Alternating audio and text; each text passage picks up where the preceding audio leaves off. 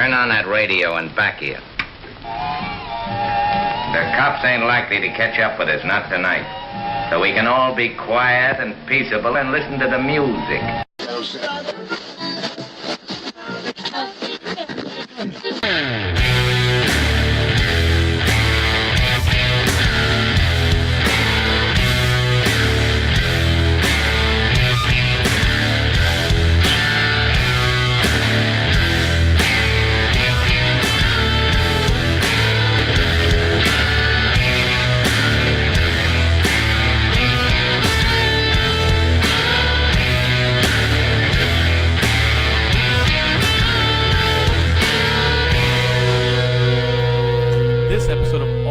Live is brought to you by TrueCar. Yeah, and I don't know. I think of it this way. I think you're going to have lazy people and successful, driven people in any single generation. Mm-hmm. And our problem, the reason why people get so disappointed with millennials being in our world is that we're just not hiring right. There are plenty, as you can see with but there's a small percentage of the driven millennials that are on this show right now, and that's still a significant number of people that you brought on here. And there are going to be hungry, driven people that are just going to do the job, and those are the people you have to find. I do think that the way that certain generations were raised with technology makes them a little less social, or when you're raised by a certain generation, you behave differently, and that goes from every generation on down. But I really don't see the major issue that a lot of people seem to stick to and talk about with this bias against millennials, because I've always had incredible success, and I think part of that is knowing how to hire and how to hold them accountable and how to hear what they need. And that's not just for millennials, that's for any generation. Yeah. You know, Chris, when we first started talking about this, you know, a couple of years ago when we kind of, you know, talked in general, it was more like you had a lot of people that complained on comments or said negative types of things, you know, about millennials and so forth. But really, today's show is we have people that are leading the way. Yeah, in other words, it's not like So like in other words, you know, there's people, the same people that were throwing stones are watching their videos and watching them skyrocket. I mean, you know, I was talking to Jameson, who was here at our boot camp Monday and Tuesday, and you know, I mean, just how incredible. I mean, this is a guy who, and Jameson, I'm going to ask you, I mean, this is a guy who literally took the initiative to say, I want to go to the boot camp, and went and made a deal with his team, his management team, and said, if I hit this number, will you send me there? Will you send me down there?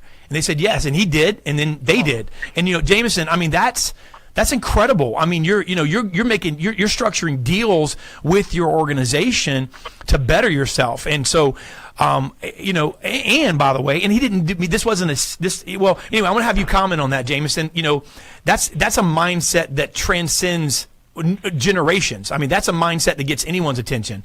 And talk a little bit about what gives you that drive to succeed.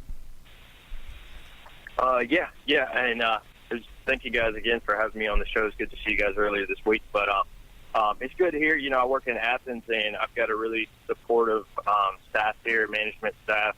I've always had it, you know, since day one, whatever I wanted to do, as far as, you know, with sales and social media. But a lot of people don't know, unless you know me personally, but at the dealership, I actually did start in sales. I was actually the inventory manager / lot porter. You know, I was making about $12 an hour, you know, starting off.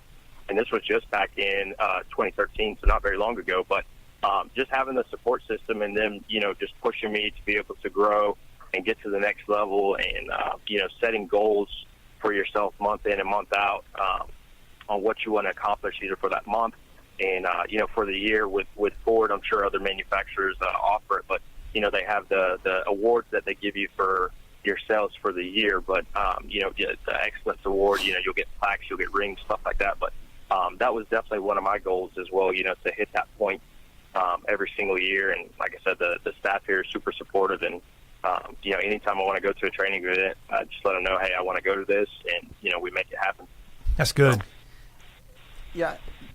I was going to say, I was corrected by Matt Koenig. It is, or Lou was corrected, rather. It's 1980. That's the cutoff for millennials, just for the record, Lou.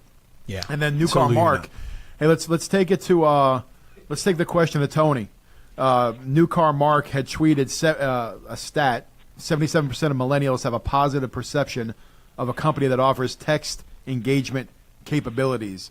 So when it comes to I don't know if that's technology per se, but when it comes to technology, how tools. important, tools like that, how important is that to somebody like yourself? I believe that, those tools are very important. And I think that's what is separating us apart from, or it's not even necessarily separating us, but like you said, leading the way. That's what's allowing us to lead the way, is that we were kind of brought up with this technology. We embrace it a lot easier. We grew up in the YouTube how-to era. So we've got training at our fingertips. At any point in time, we can look up and see how to do certain things, and that's what, we embrace the training, we embrace the apps and the different things that make it easier for us to build the experience before we even get to sit down with a customer. That's good. Yeah. So Cialia Strong, is it pronounced Cialia, or are we butchering it? It's Shalia. Like I said, Shalia. So close. Very close. So Shalia, let's talk about this for a moment, because I think this is an interesting perspective. But we hear so much in the marketplace, Dave and Tommy, also that about communicating and reaching the millennial market, the consumer market. Now, Shalia, as the media manager, I'm guessing as a millennial, don't you feel you have an advantage there in helping reach the up and coming millennial market, being a millennial yourself? Oh, definitely. Half of my managers they all have Facebook and stuff like that, so they all use social media, but they don't use it to the extent of what me or even my friends would use it. So it's just interesting to see and watch how they would use it, comparing it to us, and knowing that me myself, I use it differently than them. You know what I mean? Yeah. How so do give you, us a tip. I was gonna say, how do you do it different? What's different? I don't know. I guess it's more engaging to actually. Maybe not me personally. I don't post a lot, but even just scrolling through and seeing my friends actually post and seeing what they post and stuff like that. They share. They're more open to sharing a lot more, feeling wise, or even what they're doing, as opposed to someone who is older, even my parents. They don't really. I don't know. They don't really share anything like that, not personal wise. Yeah.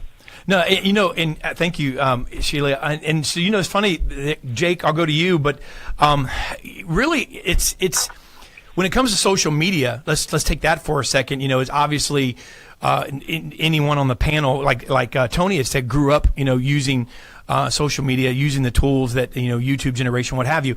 And but I think that it's the sharing part of that is.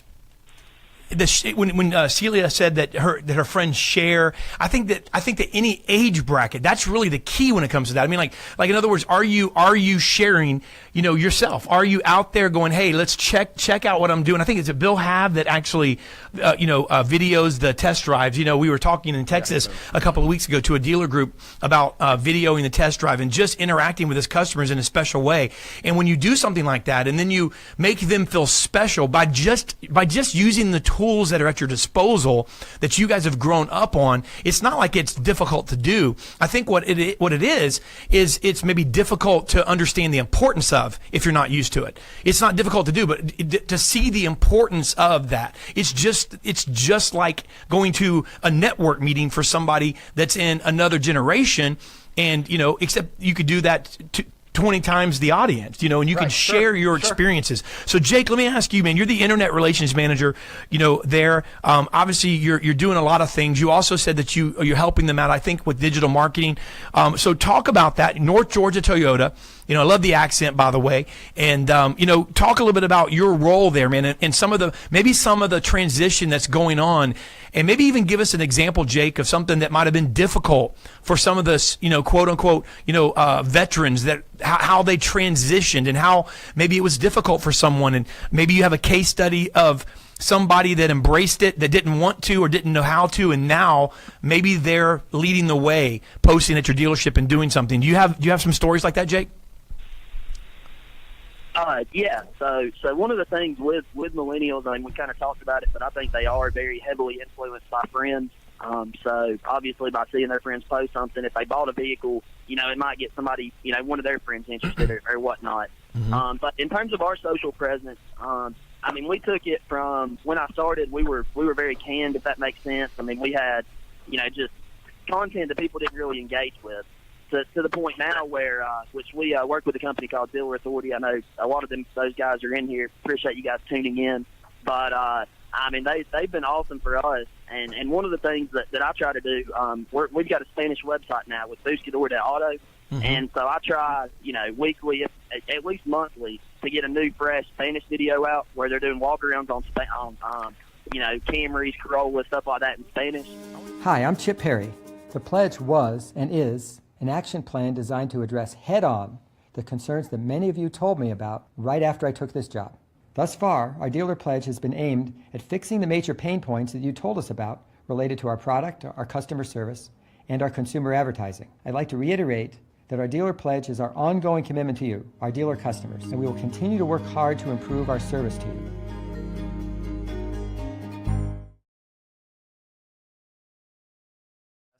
What would you say one thing, we know it's a combination, but what would you say one thing right now that you guys are just really doing well? And then the second part of the question is, what would be one area that you're kind of focused on right now or maybe concerned about moving forward? Hey guys, well, thanks for having me on the show again. Appreciate being here. To answer your question, I guess the one thing that's made the biggest difference for us, that's helped us really move the needle, is we have focused on the character and the culture of the people that are in our dealership, making sure to give them all the tools that they need, training them every day, and just working on life skills with them, not just necessarily, job skills and how to sell cars, but teaching them how to be, really good people. So developing our culture from the inside allows us to be able to effectively take care of our customers on the outside. So I'd say that's the big thing there. And then one of our focuses going forward, probably our biggest focus going forward, is just trying to figure out exactly how to create fans, creating fans, using social media, using the internet, using all the tools that we have available for us, and just offering these customers an experience unlike anything they've ever had before, so that they'll tell all their friends about us and keep coming back. Yeah, thank you, Glenn. And it's interesting, Glenn, because I love the order you place that in. Because if somebody hears, and I know that in the comment on Facebook, I saw where somebody asked the question that everybody in the car business always asks, right? So how many cars? But here's the thing, man. That's what they always want to know. Hey, what are you doing? What are you doing? Thinking they're going to get some trick or strategy, and you put it in the order that I love. You said we're working with our people on life skills. We're working with them on dealing with customers. And then you went on to say, and we're doing some special things with social media. And what's crazy about that is if you get that backward, and you see this in the car business, if you get it backward and you put the second one first, but you don't have the first one in your portfolio at all, then all you're going to do is put the wrong message out on social media, and one that's going to be a repellent, So it's literally going to have the opposite effect. But yet that's the thing that everybody wants to work on, because they can throw $1 at it. Hey, I can get some advertising, I can get some put some social media out there, but the other takes a little bit of elbow grease and effort and care.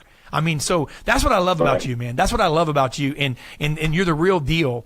And somebody would say, "Oh yeah, I see you do your meetings and so forth," but and you're out there and you got an agenda. But you know what? No, you don't have an agenda other than to be transparent and show your customers this is what Dan Cummings Chevy looks like from the inside out, and that's impressive, man. So kudos to you, brother. Hats off to what you're doing, and it's showing up in the bottom line. Hey, thanks, man. I really appreciate that, and just to touch note on what you just said there. We're not the only ones that have the cameras. We're not the only ones that have platforms you can put information out there. So, nowadays you got to understand your customers, they have a voice too, and they have a platform, and they have a network of people. So you just can't lie. You can't lie about it, man. You can't say that you're a certain type of dealership doing certain things and expect not to get called out these days. So making sure you are who you say you are, from the inside out is definitely the key before you go trying to tell everybody that you're that you are something that you're not. Absolutely. Real quick, Cribs, just only because I saw this video yesterday, and it just has to do with what Glenn just brought up. I want to bring Louis Terrell Lake up, and Terrell's a sales consultant at Bryan Honda, and I love what Terrell put out yesterday. It just happened to, be in front of my computer when this video popped up, and it was to his customers, and it was humble. And it was sincere. It came across as like not, as I'm trying to sell you, but I have something. Did it look like a stereotypical car salesman? No, it didn't, man. You know what? He was, other than the fact that he was standing out in the lot at a dealership, which is a good thing because it showed the product behind him and it showed him. And the reality was it showed humility and passion. And Terrell, man, it caught my attention. And I just really be honest with you, it was exactly what Glenn, as a general manager of a store, was talking about. It showed the right message that you would want customers to see, because the reality is, Glenn said it, a camera's not going to turn any. Oh, man, look, that dealership's using video. That's not impressive. It's like, hey, look at that guy using video, but, man, he seems sincere. And, Terrell, man, I got to tell you that it resonated, and I have a feeling that it probably resonates with your customers as well. What do you think, man, about getting the message right before we get the video out there? Terrell, I'm going to ask you, man, to weigh in on that. Oh, okay. Once again, guys, I'm very humbled to be here. Just so many, big ballers, shot callers. I mean, I'm just kind of like the little small fish in the pond. But to answer your question, the biggest thing for me is that, you have to have a genuine, sincere way about yourself, not only with just like the clients that you deal with, but also just with the community that you deal with. And if you come across that, I'm a genuine person, I have a family, I have a wife, I have kids, I go to church, I believe in God, they resonate with that more. And you're not looked so much more as a car salesman. Mm-hmm. That's what's wrong with the industry. What's wrong with the industry is that we unfortunately have this stigma about ourselves. We're sleazeballs. We're out to get your money. We're out to, take everything that you have and leave you for broke, just change your life forever. But that's not what we're about. We're about making a difference not only in the community, but also within the actual dealerships ourselves, because we already got a target on our back from the very beginning. Mm-hmm. That's just something that has just happened over time. So we have to change how we look at, the car business. And yes, you want to make money. I mean, obviously this isn't the March of Dimes, but at the same time, you have to be humble. You have to be honest. You have to be fair. Perfect, man. Perfect. And you know what? If all else fails, that bow tie, baby, in that picture. It's a little small, but yeah, I'm telling you something right now. That has got to be the. I like that jacket. That's pretty cool. I got to be honest with you. Go ahead, Cribs. That is a pretty tight jacket. Well, first of all, I want to say to Terrell, hey, kudos to you, man. You're not a small fish in this aquarium. You're just in a different place on the timeline, man. You have got it down. So you're going to be going big places, and we appreciate those comments. So, awesome. But let's go over to Paul Sansone Jr. And Paul, welcome to the show. You're no stranger to it. We appreciate you. We know that you're moving the needle as well. We know that also that you're very forward thinking. And I'm going to ask you, because I know with Dan, he has broadcast live some sales meetings right there in the dealership. Do you think that we'll be at a place in the future where dealers will actually have cameras in the sales meetings going live? I don't know about cameras going live in the sales meetings. I do think, I tend to try to post some stuff that I think is relevant beyond what's going on at my dealership every day. But that is one of the areas that I've talked to a few trainers about, was having live training sessions to get them more engaged and more interactive with the salespeople. But I focus on one thing, and at my dealership, and it's similar to what others have said. I focus on my sales staff. I just honestly feel that if I have the best handshake at my dealership, I'm going to win more often than not, and I try to provide the training and tools to make that work at my store. And all the stuff I've talked about in the past, you can't train nice, you can't train desire. These gentlemen are saying it in the same and different words, same sentiments. But I got asked to go to the Automotive Digital Google's Automotive Summit out in their office in California last week, which was pretty impressive. And there was, some very large dealers and very large marketing companies, and obviously Google is Google. And I'm sitting up front, and they started asking, questions, and your eyes as a dealer tend to roll in the back of your head with all of these analytics you got to look at. And I know, I believe we have Owen, that's his space. And I basically asked them, I said, look, if you almost need to have your own digital marketing expert sitting out at your hip, or you almost have to be a digital marketing expert, to A, understand it, and B, to make it work. And, I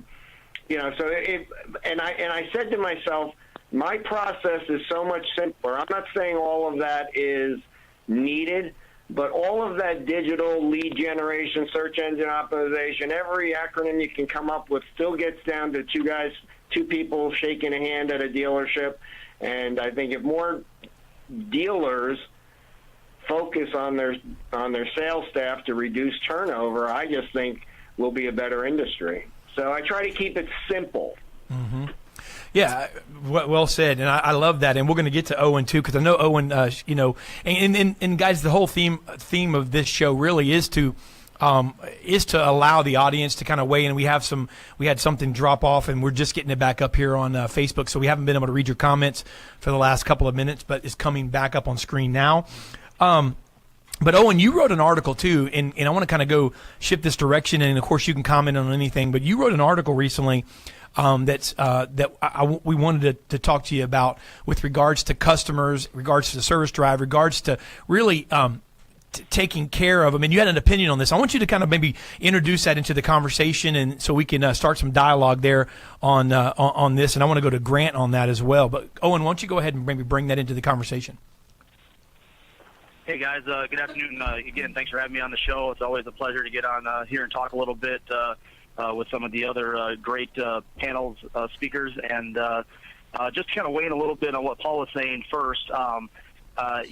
It might sound cliche, but it is all about people, product, promotion, right? And promotion is where, in this scenario, is where it belongs. That's number 3. If you don't have the right people or the right products, the promotion is not going to save you. And I think that over time, that people portion of this has changed, right? And now we're getting to the point where everybody's their own media company. I've heard people say that before, and it's so true. I mean, you have to be able to have your own sort of branding, your own message out there, to make you stand apart from your competition. And as Terrell said, it needs to be genuine. It can't be hokey. It can be fun. It can be, a little bit more laid back, but it's got to come across genuine. So I think the ones that are doing it well are the ones that are seeing the success in that. To kind of transition into my article, I recently wrote an article just kind of talking a little bit about the service department. We know that is a big area for dealerships as far as a profit center, and I think it kind of ties into sales, because there's people that are actually hiring service sales executives or directors, where their whole job is to help take somebody from the service bay and turn them into a new customer or a repeat customer.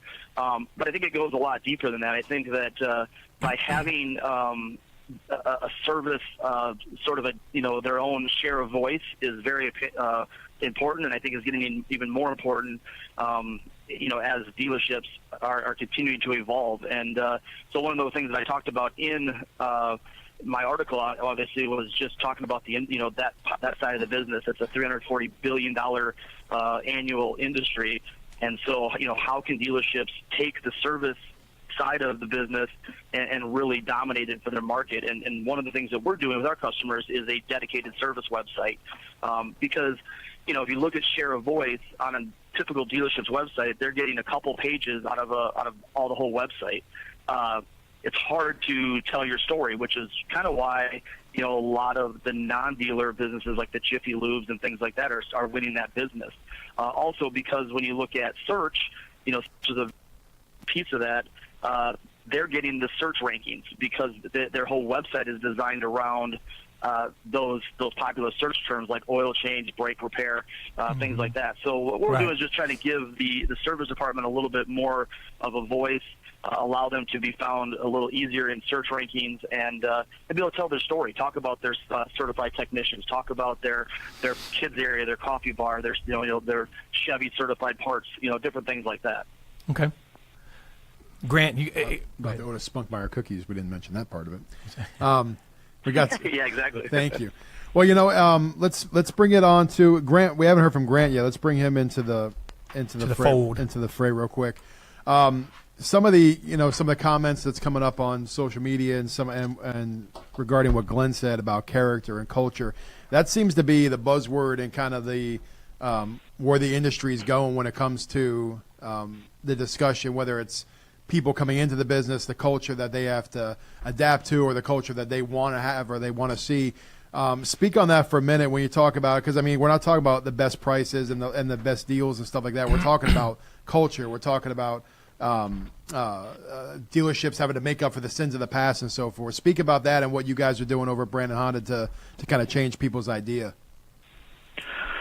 Well, I appreciate you guys having me on as always. Yeah, culture, I think, is what it comes down to. It comes down to your hiring. I think a lot of people focus on hiring for the job, or they look at the skills that people have, but at the end of the day, what people lose sight of is you're hiring the man or the woman. You're hiring the person. If the person has what it takes and you hire them and you teach them a process, you don't hire them and teach them a personality. And I think that that's super important. You can't change who people are at their core. Now, so we really try to, we're Google-esque in our hiring process and really try to have 4, 5, 6, 7 people talk to somebody before we bring them on board, because that's how much we care about our culture. And the people who are already here know that we're not going to flood the floor or not bring somebody on board that doesn't fit in with them. So we're very, very cautious with that in terms of that. And I think that's what people lose sight of. People like, one of the previous guys said is people buy from, people they shake hands with. There's 2 people having a deal. Well, it's easier to take somebody who has a personality and teach them a process that works than take somebody who just can't do the job and put them in to fail. So I think that that's extremely important. So you just kind of switching sides, I know, and I think, a lot of people are talking about the cultures and all those things, but it's also the things that you do not to take a step back or shoot yourself in the foot, so to speak. And the problem is you train people that they work for. In our case, they work for Brandon Honda. They represent Brandon Honda. They don't represent a department. And too many times people feel like they represent the service department or they represent the sales department. I'm pretty sure that if you go into a Ritz-Carlton and you need directions, that the janitor is just as important as the front desk person who can tell you where to go. It's the same thing in our dealership. We train people that, look, you have a Brandon Honda Polo on. We have a 5-foot rule. If somebody needs help, you help them. It doesn't man on your job. Too often, I think in the car business, we departmentalize people's positions. We departmentalize how they can help people. Well, hey, I'm just in service. You might want to go up there and talk to a salesperson. Or, hey, at the end of the day, they need help. And their perception is that I'm at Brandon Honda. Look, you work here. Help me. And I think that when you have that type of culture where people are like, you know what, I will help you. It's not a matter of pointing at the place. It's walking them to them. It's making sure they're taken care of. It's going the extra mile that rubs off on people.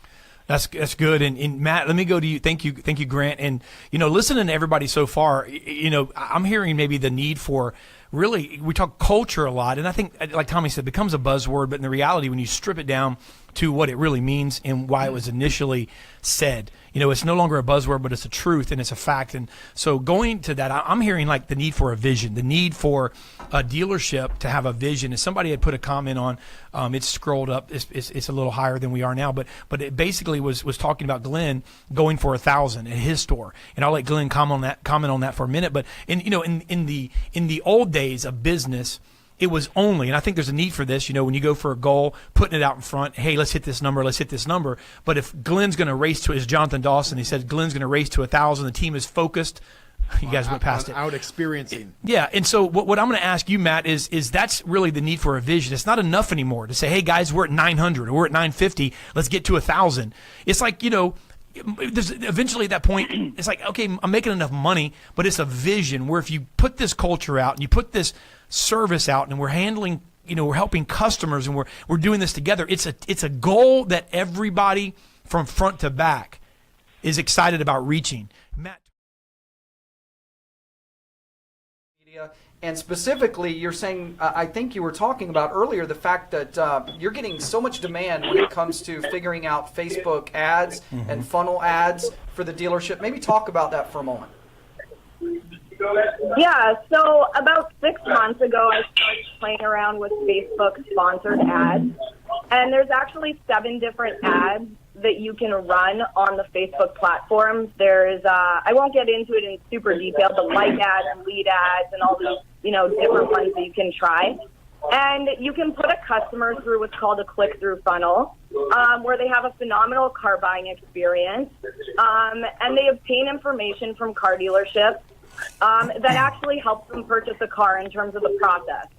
And I've had huge success. I literally have only been in business for about a month and a half, and car dealerships are eating it up. There's huge demand for it right now because customers are, Facebook is the #1 website actually worldwide. Statistica Research has actually proven that it is. And 81% of the U.S. population is actually on Facebook, which is unreal. Yeah, it's unbelievable. In fact, the attention, it's not like it just formed yesterday, but for whatever reason, there seems to be a real shift by just everyone that's really focusing now heavily on Facebook, and everyone's trying to figure it out quickly so they can kind of, take advantage of it. So let's go over to Sean Hayes real quick. Sean, I got something to say before you ask Sean a question real quick. I want to see what this does here real quick. Sean's got a huge tribe following, right? If you're watching this show and you love Sean Hayes, I want to see like the likes, the loves, all the little, whatever the little deals are, man. Just start blowing those things up. Look at that. It looks like a waterfall. Looks like a waterfall across the screen. Sean, if you don't mind, man, guys, let's do it. All right, can I ask a question? Because I had a question for Sean. Sean, let me ask you this, man. You got this tribe of people in the car business that are following you. And here's my question, man. Because this is where it's not about you. It's about what you are doing, the success you're achieving, what your customers feel. And that's really what it's about. Why do you think that's the case if you had to pin it down into really one thing? What are you doing, man, that's causing the car people in the U.S. to follow you and say, hey, I want to know what Sean's doing?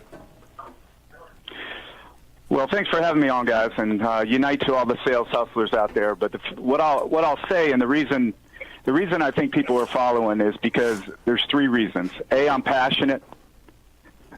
Second, I'm authentic. And number 3, I give to others before I take. And I think if you can do those 3 things to your customers and to other people, they generally will follow you. That's good. That's good.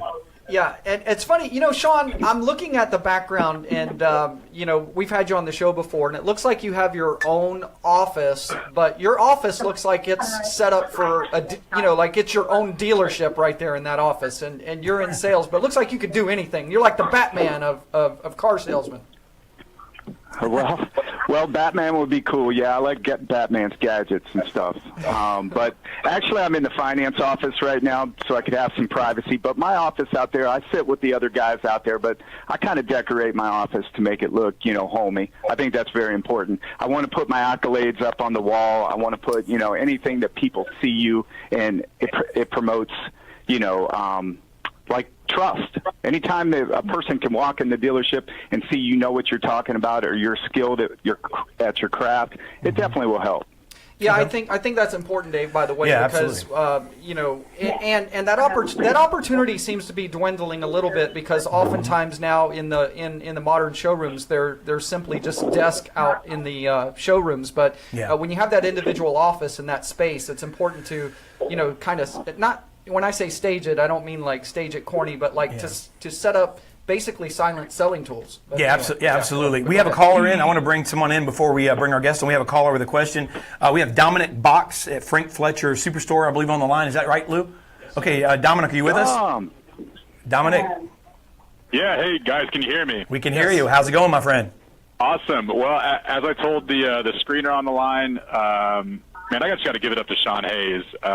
This sales hustlers group that he's put together is not only an environment where I'm able to learn and feel comfortable trying out different things, because I'm somebody who's active on social media and video, but since I started following Sean, I'm selling I mean, no joke, probably 60 to 75% of my sales are coming directly from the social media outreach that I'm using. And I'm one of the people that was lucky enough to go out to the Sales Hustlers Live event in Orlando and actually just close my first car deal of the month using a technique that I learned from there. So if I had to do two things, the first would be to give Sean, he's not a god, but man, is he somebody that I think so many of us look up to, and it's incredible the impact that he has, not on me just as a person, but dealership-wide and then industry-wide as a whole. And second of all, I just want to know, Sean, where do you get your inspiration from? Because, I mean, I can make a great video once or twice a week by my standards, but every day you're pumping out content that is changing lives. And, I mean, just where is this something that you just come up with? Do you have something planned out every day? Kind of give us what's your method of getting this content out that's so great and valuable? Thank you very much, Dominic. Well, Go ahead, Sean. Thanks a lot, buddy. That was very heartfelt, and it means a lot. It really does. Yeah. I give all the glory to God. I follow.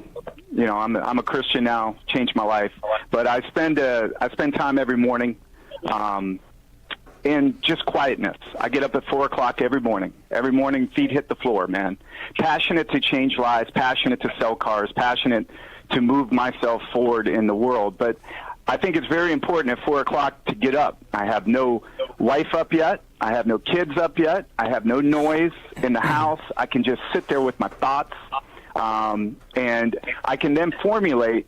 I've been a salesman for 10 and a half years in the car business. I know all the problems. I know all the things we deal with. I'm still a car salesman in the car business. So I think that helps a lot that I deal with these things on a daily basis just like you. So it's easy for me to make a video. It's easy. Now, after 8 months of doing a video every day, you start really having to push the envelope of content. But that allows me to be more creative, which is crazy. I just think outside the box, Dom. I say, what would I want to hear every day? Right. And there's some great people that I've filled my mind with, like Eric Thomas and Grant Cardone, and some of these guys. They all give me something different. Ryan Stewman. All these guys give me a little bit different every day to motivate me. Yeah. Well, guys, I wanted to thank you very much. Shout out to Sean. My customers are coming out of the box, and it's directly because of the impact you've had on me and my career. So sales hustlers that are listening, stay with it. Join the movement. Let's get it done. It's Dom Does Cars. Have a great show, guys. All right. Thank you, Dominic. Thanks for calling. I want to say we're going to bring Desiree and Mabel into the conversation as well. And thank you, Dominic, for calling. Sean, what an awesome answer there. I know how Sean feels, too. Being someone who does videos every day, it's interesting because you don't want to do them sometime. I mean, if somebody sits there and tells you, when you're putting content out every day, that you do it because you feel it every day. Someone asked me, our director of training and development, Mark Canterbury, that's here, had a friend that follows me on Facebook and said, "Hey, you work with Dave. Is he that way every day?" And Mark goes, "Yeah." But I mean, here's the secret to that. I mean, I'm human, right? I mean, Sean, you're human, and and the deal is you don't feel that way every day. But here's the thing I think everyone needs to understand, and I don't know, if you don't feel that that way every day, does it change the fact that you still have to be productive today? And I think that's really the thing. And whether you feel it or not, feeling is not really what it's predicated on. And sometimes I found that when I get up, I remember one time specifically, the video crew came in and said, "Hey, it's time for your word of the day." And I told them to get out of there. I'm like, "I don't want to do it today. Guys, right now, I just don't want to do this." And I sat there and they go, "You have to." And you know what? I stood up and I looked back at my coffee cups that were on my wall. And I thought about the fact that I just didn't feel it that day. And all of a sudden, man, the thought of what do you do to a cup? You fill it, right? And when it's full, it overflows. And I just felt like, That's the cool thing, David. My cup's not full today. That's the cool thing. That was a video right there that you just did. That's how cool. You were inspired by not wanting to do it, and it probably turned into an amazing video for you. Yeah, I got comment. Everybody's like, "Oh, that's great," and I'm like, "Man, that was the one I didn't want to do," But anyway, so kudos, Sean. Thank you for that answer, my friend. That I think you just touched a lot of people just by the fact that you related to them, and obviously Dominic was touched and moved by what you do on a daily basis. So, man, great job there, Cribs. That's awesome. Yeah, absolutely. In fact, I was just thinking as you were talking about that, I know personally that you do get up every day and you do the videos when you come into the office, and yes, not every day do you necessarily feel like you want to do them, but the cool thing is once you do them, you could almost feel like it at that point because you Yeah. just motivated yourself. Yeah, It's you like, motivate you know, yourself. half the time when you're talking, you're kind of preaching to yourself in a sense. So Absolutely. let's go to Desiree Lavelle. Desiree, how you doing? Hey, thank you so much for having me on here. I really appreciate it. I can relate kind of on that level. When you work in and out and have to have videos and come up with great content, it's kind of hard to be authentic. And with Northwest Arkansas being their social media director, we decided to go a route to make a difference and be the difference and like do kind of different things. Can you hear me? Yes, we can. Yes. Yes. Okay. And that was really inspiring, but like you said, it gets kind of daunting sometimes because the inspiration, you have to find that, and you want to be authentic. You don't want to be just doing something to do something. It's great to have consistency, and I couldn't agree more with being authentic, being passionate about what you have and your content, and having integrity too. But it is I just came back from working for Steve Landers, and I've joined McClarty Group, and they have 25 dealerships around. So I had to take a break. I had to check out and kind of recharge. So it is social media has such a great and positive impact and can really build your business, but it also can be very being consistent every day, having a video, because there's a lot of work and production that goes into that. So I think it's okay to take breaks too. Absolutely. Desiree, you worked with Ivan over there, correct? Was it Ivan store? Yes. Yeah, Yes, so sir. we did some business with him. I mean, that's a busy store. I mean, for a Southwest Business Center, Chrysler store, Landers is, a very aggressive, very, very aggressive store. Let me ask you this question, knowing those guys, and they're car guys.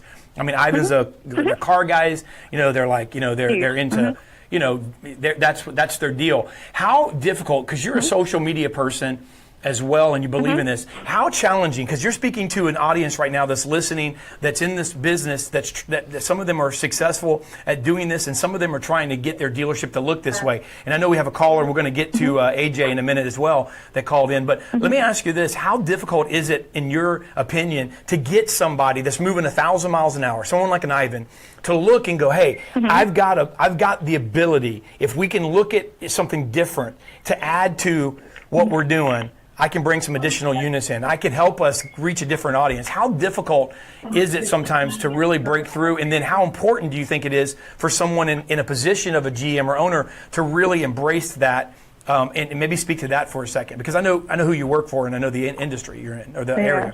Okay, well, let me correct you just a little bit, because I don't work for Ivan anymore, and the biggest the biggest impact was in Northwest Arkansas. I worked for Jared Newford, who is the platform head of Landers, all the dealerships. Okay. So I just want to clarify.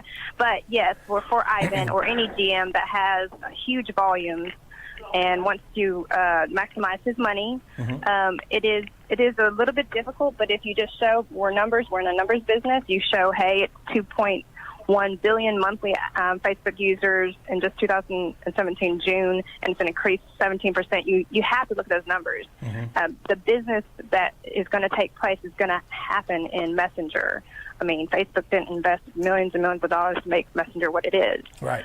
So right there on their platform now, they use Facebook, and they run ads to, hey, call this number or instant message us, and we can give you that information on that vehicle, and it's a very intimate transaction that can take place inside of Messenger. So if you show them that you're going to maximize what you're going to invest social media-wise and do it smart and do it consistently, it comes out in numbers.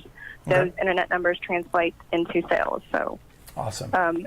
I don't think it's really difficult to show people the impact of Facebook if you go to statistics and correlate it. I think the hard part is doing it effectively and still not coming off as necessarily a business. It's not always about selling. I think Everett does an excellent job of bringing kind of like the home feeling and doing charity work and not doing it for that purpose. When you really want to make a difference, you can't hide it. You can see it in the work that they do. Like in Northwest Arkansas, for example, we had a campaign that we ran on Facebook, and we could chart that by organic views and then chart it by paid views. And anytime we did something that was really heartfelt and emotional, it always had a better impact. And I think that translated into better interaction. Awesome. But for commerce to take place in social media, I really think the key is going to be in marketplace or in instant message. Awesome. Yeah, Well, thank you, Desiree. Thank you so much. I want to bring Mabel on here, Thank but we you. have two callers, two dealers that are on hold here. Can we bring one of them on? I think AJ was on first. Absolutely. Lou? Okay, so let's bring AJ Anderson with Bill Flick Ford on first. AJ, are you with us? Yes, sir. I'm right here. Hey, thank you for calling Yes, in. And thank you for yes, calling. sir. It's actually Bill Fick, F-I-C-K Ford. It's actually in Huntsville, Texas. I was trying to get on the line when Sean was on. He's still on. Because the guy he's a master. Oh, he is still there. Okay. Yes. I'm on here, buddy. All right, man. Just want to let you all know that all the information that was given from the comments to the call-ins is all truth. I just came from Orlando as well, and this guy is nothing but pure motivation. I've been listening to him now for about 3-4 months, and ever since I have, my life has changed. And I just want to give a shout out to Sean Hayes because he gives before he cares. I mean, he gives before he takes, rather. Come on. And he's just real, 100% real and authentic, and that's why I'm here and calling, and I'm sticking up for the man. I appreciate Man, that's that. awesome, brother. Thank you so much for calling in, and thank you so much, man. Sean, thank you. that's got to make you feel good, Sean. That's got to make you feel good, man. You're making an impact, brother, and that's what it's about. You know, Ali, first of all, let me just say this. What an honor, and appreciate you not only coming on the show to share today, but just kudos to you once again. But, you know, it's funny, on the way to the show today, I was driving along and I was thinking about Ali's accomplishment and how many cars, and I was breaking it down like per day. And you were talking about images, Dave, earlier, and I was thinking of the image of that number thing that scrolls real fast that keeps track of our national deficit. I'm not sure if that's like at Times Square or wherever, the debt clock. Yeah, and I was thinking this is what it must look like Ali's revenue that comes Or Gary in Vaynerchuk's Twitter account. Where right. Yeah, it just spins like you've got all the lights on your meters running, right? So Right. So Ali, hey, congrats. Thank you for being on the show today. And the first question I have for you, which I think probably it just was a natural question I think a lot of people will have, is, you know, just logistically, how are you pulling off the type of numbers that you're doing? Do you have assistants that are helping you out? What does it look like? Yeah, hey everyone. Well, first, it's a pleasure being on here, man. I thank you guys so much for giving me this opportunity to share my story, and then hopefully, you know, help some people out there and understand the process and how things work. And it's pretty cool, man. Cool stuff. So I appreciate being on here, and congrats to all the other guys on here, man. That's I'm looking forward to learning, and I might have some questions for Lisa and some of the other guys as well. There's some pretty cool stuff going on. So hats off to you guys. That's good, man. Yeah. Well, thank you as well. And you know, it's something, Ali, I can tell right off the bat talking to you. You know, I sent something out on, I think it was Twitter. I'm trying to find it because I don't want to jack it up. I wasn't planning on reading it, but something this morning just about teachability that was kind of on my mind a little bit. And just hearing your first answer and the way that you answered that and what you said and how you just pretty much, you know, I may learn something, and I just appreciate it. That's the reason right there, ladies and gentlemen, for this man's success. I guarantee it, and that's the reason for anybody who's truly successful. That's the reason for their success. But what's really cool about that too, Ali, is that because you're teachable and because you're constantly learning, and you've quote never arrived, and you're humble, then I think you can also be a mentor. That's really the DNA and the requirement for being a mentor, because anyone who doesn't have that humility, they're not interested in being a mentor. And so let me ask you this. I mean, I have a question, I guess, strategically. I mean, when you know, I know Crib said, how do you do it? You know, how do you have help? And but how do you go when you're making obviously plenty of money? This is a question I ask all successful salespeople that I interview. You're making good money. You're selling 50 cars a month. You know, you're making, you know, you're in the upper echelon. You're making good money for car salesmen. What motivates you to go to 60? What motivates you to go to 70?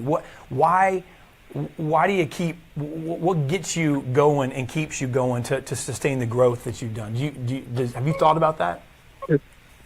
Yeah. I mean, it's not money driven by any means. At some point, you just want to keep helping people. You want more but not for the money. And it's kind of hard to explain that to people because a lot of people say, "Well, how much money are you making, or what's going on with the money?" You know, I kind of learned early on that this business volume equals money, and that's how the corporations look at it. That's how the dealerships look at it. So that's how we should look at it. And it's not just volume. Of course, it's the quality of volume that you're getting. And you know, the way I'm able to get to these numbers is everything that I'm doing is relationship based. So when a salesperson looks at it and says, "Well, it takes me 2 or 4 hours to have a delivery," and he's breaking his day down in hours and breaking them down one customer at a time, you got to remember I'm dealing with multiple customers at one time. So there might be 4 or 5 there at the same time, and each one of them I have a relationship with. So I don't have a lot of the obstacles that people are getting. I don't have obstacles of trade. I don't have obstacles of them trusting me or liking me. They already know me. They already know who I am. It's an easier sale when I'm dealing with them that way. And a lot of the decisions that are being made in my office between me and my client, we're doing it together. So I might make 70, 80, 90% of the decisions. You know, I'm just going over it with them to make sure they're fine with it. So that speeds up the process. So a lot of the questions I've been getting is, how do you have enough time? Well, normal people are measuring their time in hours, their day in hours. So they're saying you got 9 hours, you got 12 hours, whatever the day is. I measure my day in minutes. So it's a little bit different when you do it that way, because now I can block 10 minutes or 15 minutes at a time, and I'm getting a lot more done that way.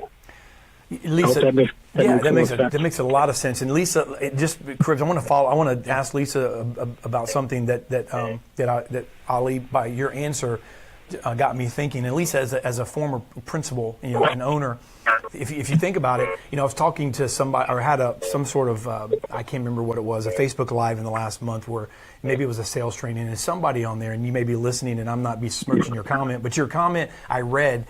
I didn't respond, but I read the comment and it said, you know, well, none of that matters unless you have leads coming in anyway. And that was the response from a salesperson, Lisa, based on something. It was right. And I got that comment, and I hear that a lot in the auto business. But really, Ali can't do. This is what I hear, Lisa. So, and I don't know if you heard it or not as an owner. What he can't do what he does unless he effectively not only he's not worried about leads. He's worried about his customers, and So I think that follow up and that database is gold to him. I mean, and did you think about that in his answer, Lisa, about the massive, you know, to be able to sustain that type of traffic coming in? And I just in my mind's eye, I saw him sitting, Johnny over here and Susie over here and Frank over here, and he had them all in there. You know, everyone was, you know, he knew where everyone was, but that's his customers, right? And what did you think of when you heard that answer, Lisa? Well, I've got a couple things. Number one, I've spoken to Ali for the first time today. I immediately liked him because he was humble, right? He's not the average person who sells. I mean, obviously no one's ever done it, but so he's humble and he's kind, and I think that he has got to do an amazing job month in and month out to be able to sustain, because you don't get to 100 cars a month by yourself without an incredible referral base, without an incredible group of customers, past customers that root for you all the time. And like I said, I just met Ali today, and I'm already rooting for him. I'm like, oh my God, anything I can do in that market to help him keep that number. And so I can only imagine that is what sustains his success.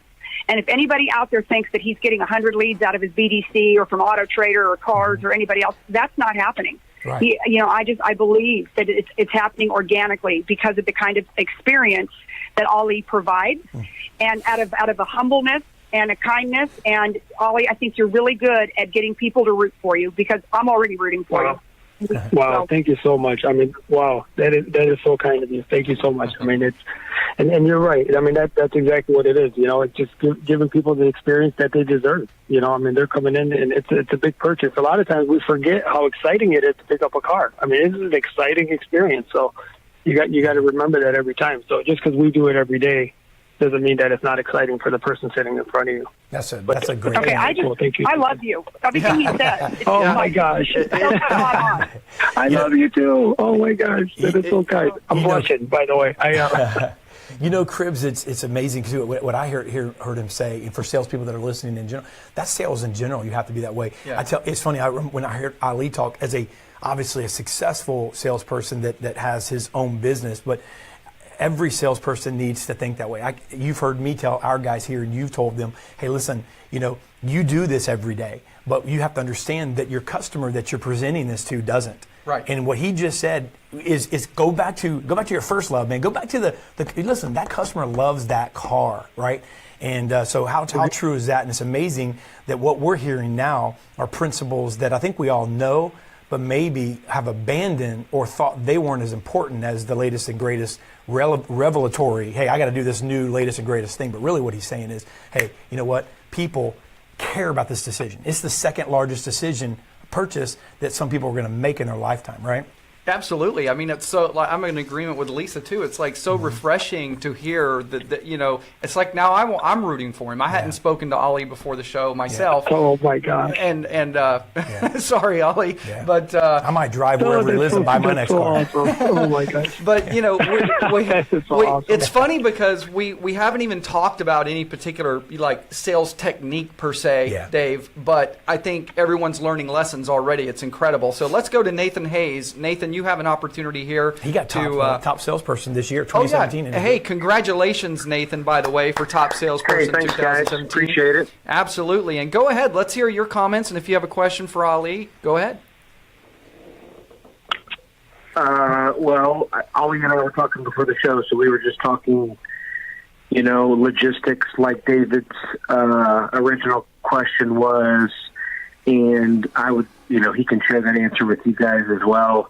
We were talking about his assistants and then in essence how his process works, on a Monday versus a Tuesday versus a Wednesday. So he had said, and then I won't talk for him, but he had said that we were talking about hiring assistants or getting an assistant whenever you get to that level, what you look for in a person, and then how he kind of had decided when he was selling 40 cars a month or 30 cars a month or whatever to get an assistant and then add someone else. So that would be, if he wants to explain that to the people watching, that would be, I think, great for something for people to shoot for. Okay. So, Ali, we'll let you explain that because I'm sure a lot of people watching and listening are wondering about that. So let's just assume that there are people listening that are willing to pay the price to first of all sacrifice, get to the level that next level that and possibly the level where you are, and they get to that place. Then how do you find good help? What's the first step? How do you know you need help? At what place do you get? Do you start to find yourself maybe overwhelmed or dropping the ball? Then all of a sudden you have to get help. Where does that really first come into play? Where did that first come into play for you? Yeah, sure. Hey, Nathan, thanks, Nathan. And congrats on your success this year, too, but many more great years to come, I'm sure. And, the assistant part of it, I think I was right around 40, and I might have waited a little too late, maybe 50, actually. I might have waited a little too late. It started to become a little overwhelming with the phone calls. And I felt if I couldn't get back to a customer in a timely manner, then I needed help, and I needed somebody at least initially. And it always starts out initially to do one thing. And I initially hired somebody to just answer my phone because I didn't want people waiting a day or a day and a half before I got back to them because they don't realize how busy you are. They're one person, so they're thinking about themselves. They're thinking, well, why is he not calling me back? Nobody's going to say, oh, he has 100 people. He can't call me back today. I'll wait. And rightfully so. They shouldn't be waiting. They're calling you, so we need to get back to them. So initially I had hired an assistant to do that. And hire an assistant, it's got to be somebody that you connect with. They can be the greatest person on the phone or the greatest person on the computer. If you don't connect with them and you can't work with them, forget about it because it's just going to be an issue, ongoing issue. So, the girl that I have now, I absolutely love her. She is outstanding. I need her, and I let her know that every day. And she does a wonderful job, and she's good with my clients. My clients love her. So that's the type of person you want. Everything else you can kind of teach. She's not selling, so you're not teaching her how to sell. Right. You're just teaching her how to take care of your clients. And I love the fact that you brought up this is your business because that's what I tell everybody. This is my business. Although I'm working inside of a dealership, the dealership gives me all the tools that I need. I mean, they give me the desk, the computer, everything that I need to be successful. The rest is up to me to run my little area. That's my business that people are coming into. So very important for people to understand that mindset. And she had taken me to the next level. I mean, just by answering the phones and getting back to people and setting up appointments and whatever she had to do, kind of freed me up to do what I do best, and that just kind of helping people out. So it's very important to get that person.